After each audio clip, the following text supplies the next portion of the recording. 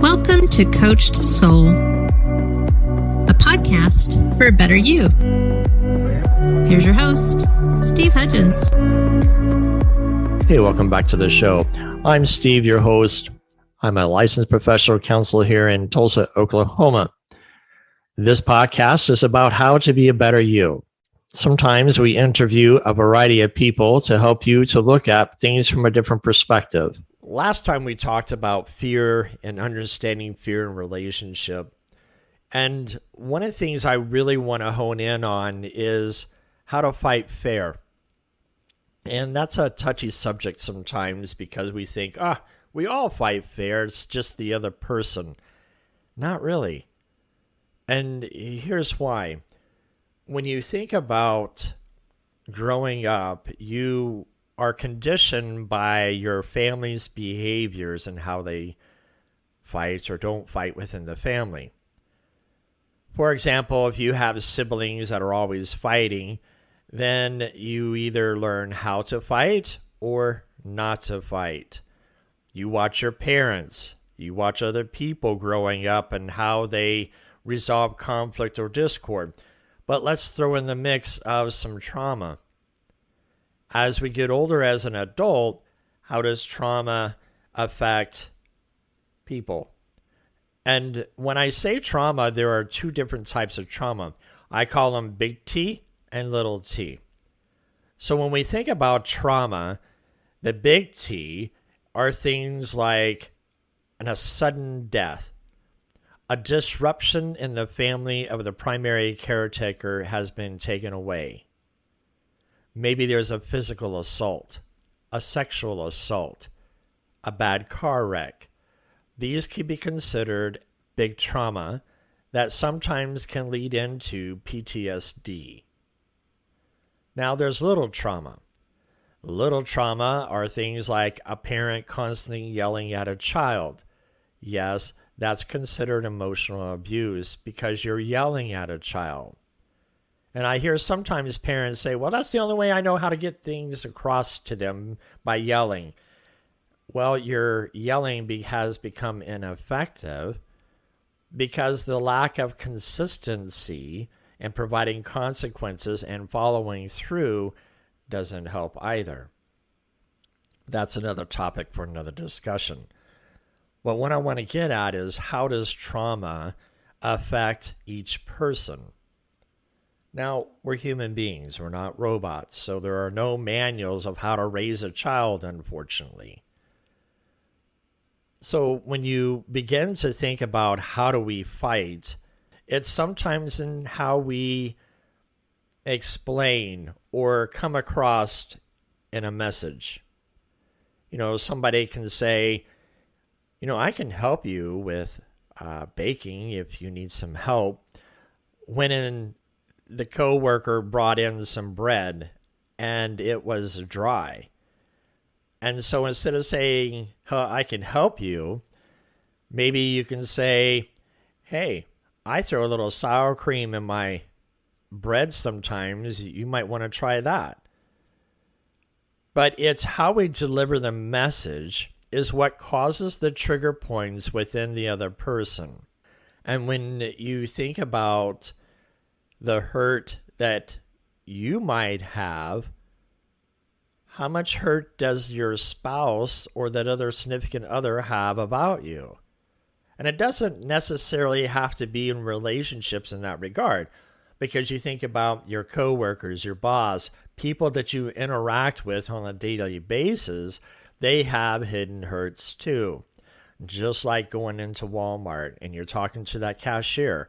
That cashier may not be having the best day, and their message is very short and to the point.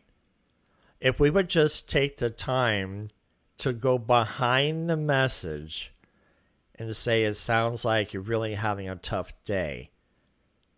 I'm sorry that you're having a tough day. I hope your day gets better. Who wouldn't want some type of encouragement? We all need encouragement, especially within this day and age of the negativity that we have. So when you think about how we speak, That's what's important. Because sometimes when you think about how we speak, you ever been in a conversation where you said something and the person comes back and says, "No, I didn't say that." Well, there was no clarification to begin with from the get-go. If there is some hurt or some misunderstanding on the receiver's end, there needs to be clarification to the one that's the giver. "Hey, I'm not sure how you're meaning this, but can you reword that so I can have a better understanding of what you're trying to say?" That's a lot better than instead of kind of blowing up over a text message or a voice conversation and then blaming the other person that this is what they meant to say. What I mean by this is that when I do couples therapy, I do this experiment even with parents and children. And here's how this goes. If you are going towards home and there are two men standing there with masks on, what would you do? It's interesting because when I ask that, majority of the people will say, "Oh my gosh, I don't know what I would do if somebody was standing at my house, even though I said home." I had a female do that, and her husband said, "No, that's not what Steve said. Steve said home. He didn't say anything about house." And then just this week, I had the opposite. The man says, "Well, my house, so I need to call 911 to get them out of my house." I didn't say they were in your house. I said, "You're going towards home, and two men are standing there with masks on. What are you going to do?" So I did it on an individual, and I asked him the same thing. And he says, "Well, I'm not sure what I would do if I'm driving home and I see two men." And in each of these cases, I said, "I'm not sure what you are talking about or thinking, because I'm thinking about a baseball game." I bet you're chuckling right now. It is a kind of funny scenario, but it makes sense of how our communication can get skewed. How our communication can get misaligned because we're not on the same page. Because sometimes when we talk vague, you're going towards home and two men are standing there with masks on, we immediately expect or assume we're going to get hurt. But I'm talking about a baseball game because the catcher and the umpire have face masks on to protect them from the ball hitting their face. And I asked this individual, I said, "How did you get driving home when I didn't say that?" He says, "Because I was visualizing in my mind what you said." You have to think about how our visualization in our mind and trying to pick up on somebody's words, how we can interpose those words and thoughts and say, "Well, this is what you said." And no, that's not what the deliverer actually said. I recently had that happen, and they told me I really said this, and I said, "No, I didn't say that." Because I try to be very careful in how I express myself. Am I wrong sometimes? Yes.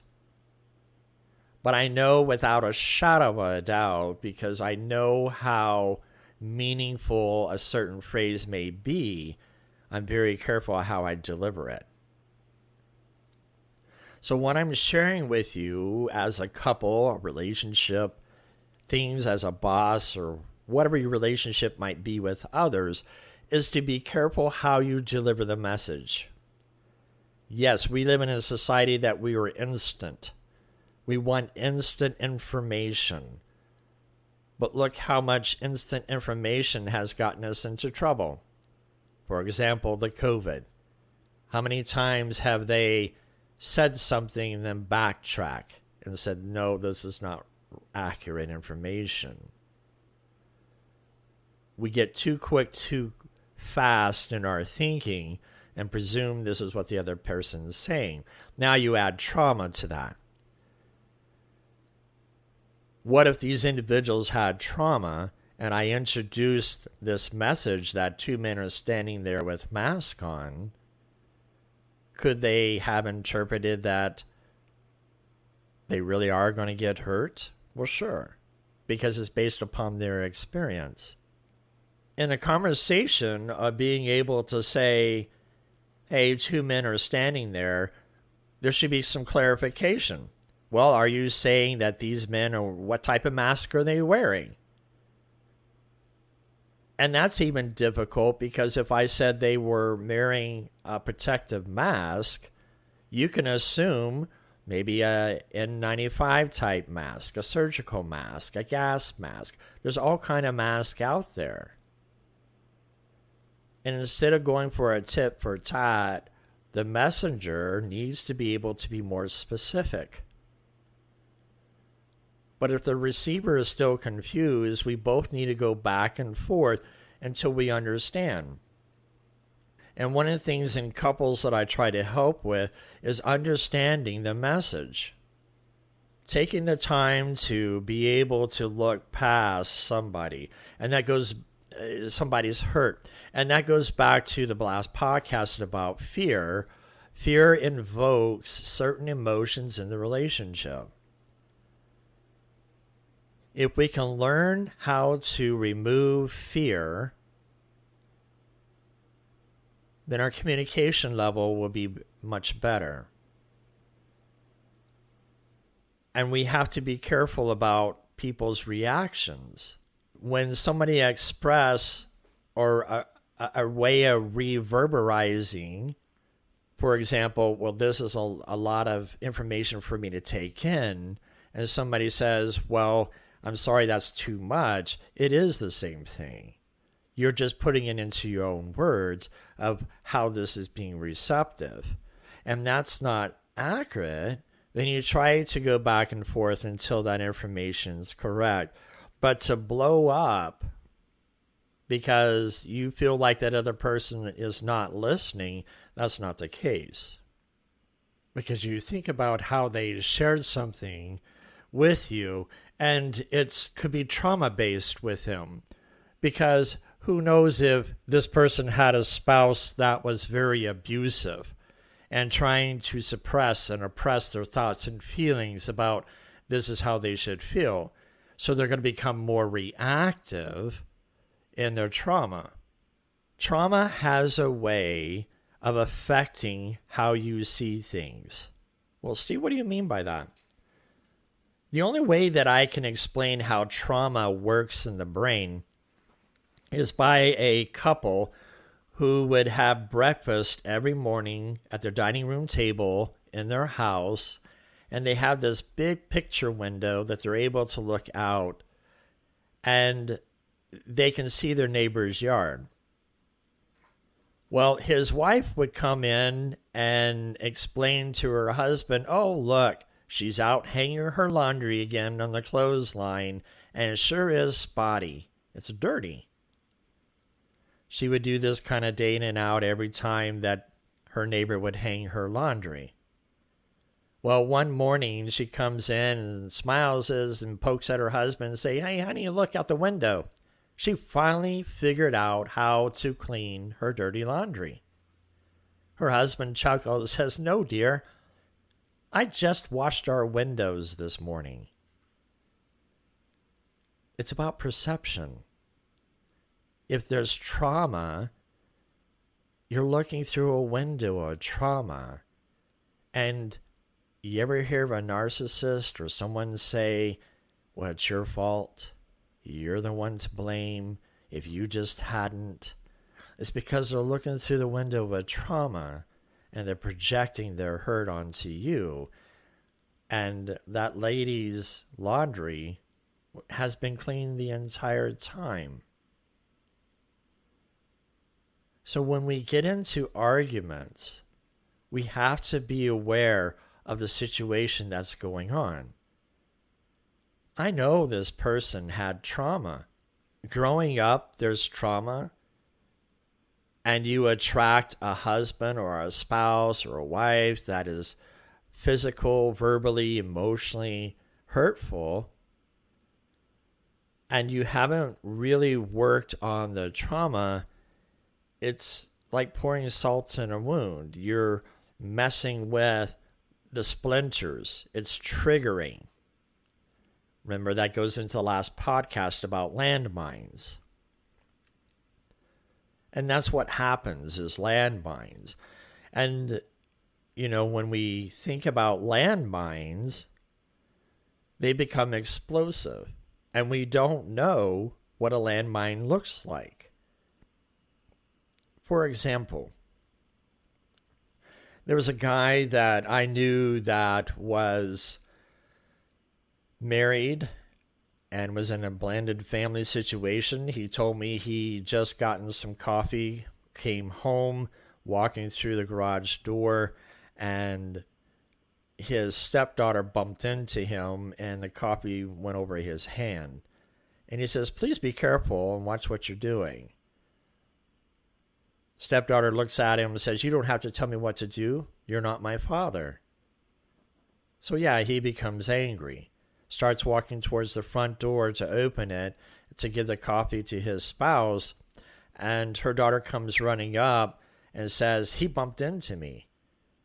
And he says, "No, she bumped into me." And his wife stands up and says, "Both of you go to your rooms. I don't want to hear it right now." Well, imagine how he felt. He felt slighted, disrespected, is what he told me he felt. And he said he threw his coffee down and says, "I'm not your effing child." And he left. So we processed this in therapy and we began to work through this situation. And as we went back into his past, it went to his parents always telling him, when he tried to express his emotions, "We don't want to hear it. Go to your room." In some generations, it was always said that the children is to be seen, not heard. And when you suppress the child's emotions, it doesn't help. Children have emotions. Remember the podcast that Tracy and I did on sex? That there's only one emotion that a man's allowed to have, and that's anger. You're not supposed to cry. Suck it up. It's okay. Move on. Be a tough guy. And then you hit this landmine unknowingly, and then you hit another landmine on your other person here that you're talking to, and now we're being reactive to each other. That goes into the last podcast about the rattlesnake and the bear. And here's a word of caution for women especially. Women need to be careful how they use words. I understand you become emotional and you become reactive on emotion. But words can tear a man down very quickly. And here's why. How often has a man been pressured by society, by home life, that maybe you're not good enough. You got to try harder. You got to do better. It's not good enough.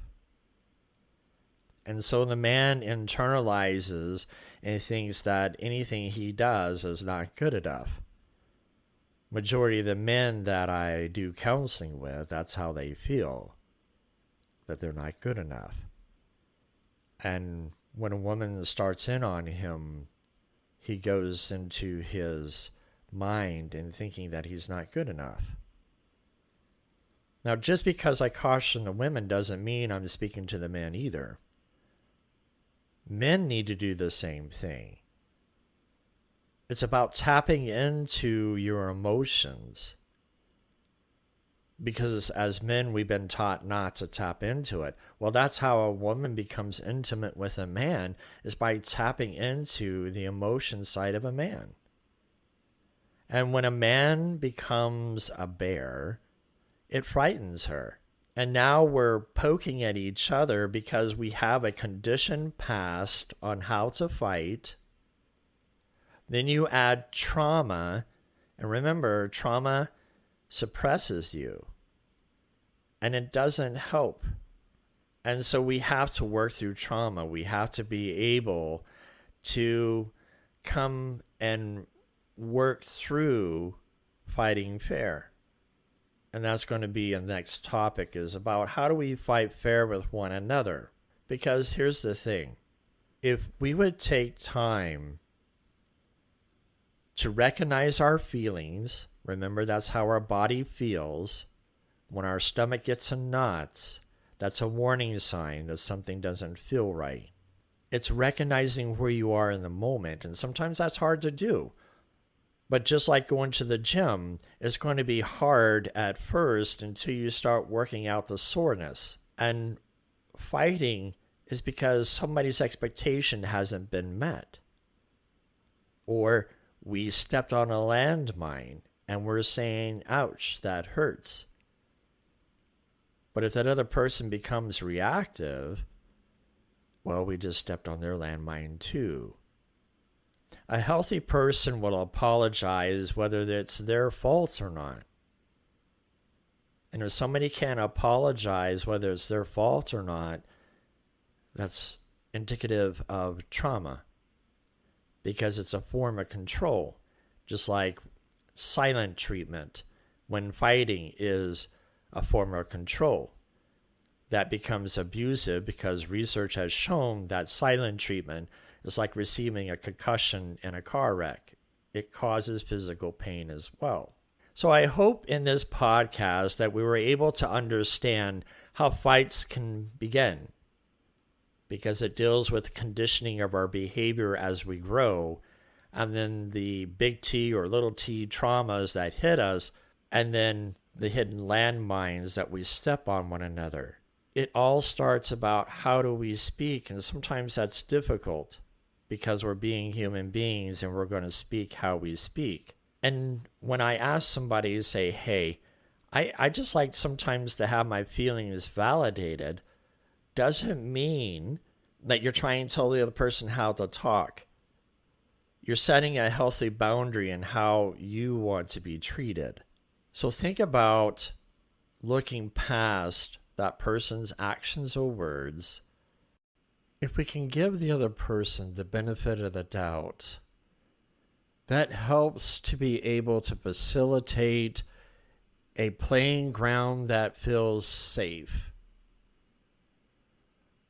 We have to be able to give room for error, and we have to be mindful of how we're feeling, because if we're tired and cranky, our words are not going to be beneficial to the other person because we're going to become snappy, and that causes a fight. So when you think about what causes a fight, it's the trauma, it's the conditioned behavioral experience that they have received. This is the reason why I find it very crucial and important that children have ways of socializing and not always being trapped at home online doing school. They need to have integration with other children so they can understand how to be able to resolve their own conflict. If a parent is always interrupting a child's conflict because they're tired, as long as the children are not going to hurt one another physically, then allow them to work that out. But remember, be patient with the other person. Try to understand where this other person's coming from. Maybe next time in this next podcast, I want to talk about how can we fight fair. Till then, be safe and be kind. Thanks for joining us today. We hope to have you back next week. Until then, be safe and be kind.